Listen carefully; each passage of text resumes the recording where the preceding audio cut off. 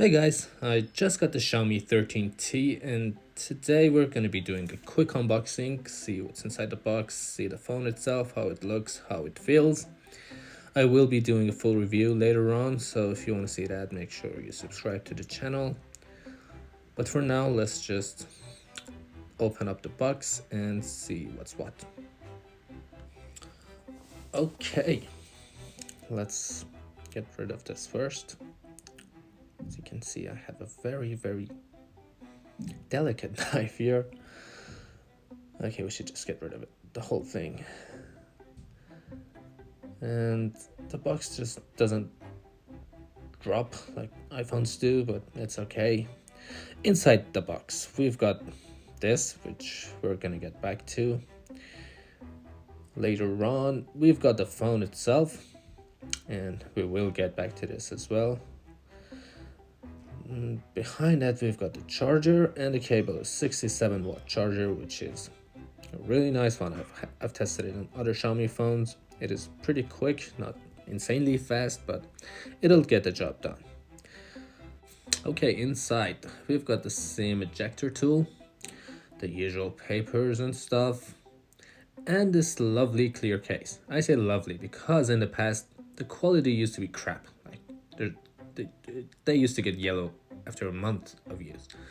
But I've had one of these on my Xiaomi 13 Lite, and after 4 months of use, nothing. It's still good as new, and I really hope this one is gonna be the same. The quality has increased a lot. So let's get rid of this and get to the phone itself. Before we peel this off, as you can see, it's a Leica professional camera system, first time on the T series. And as you can see, IP68, one of the main reasons I chose this phone, because at this price point, you do not get IP ratings, let alone IP68. And this is amazing for something so relatively cheap to be water resistant.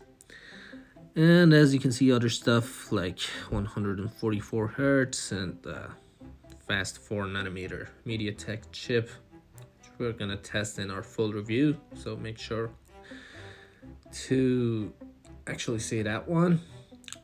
About the phone itself, I've got the green one, which up close it looks quite nice. I mean, it's not something dramatic or anything, but it looks nice.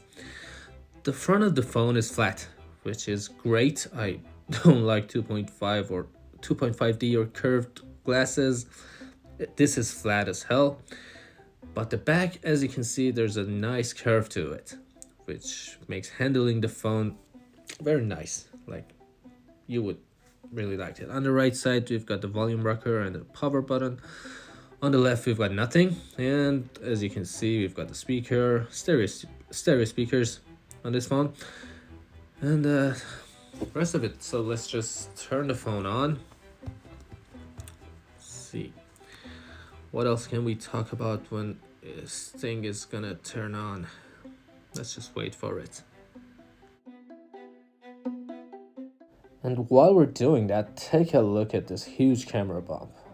I mean, it is enormous. It kind of looks cool, but I don't know. I don't know how I feel about it.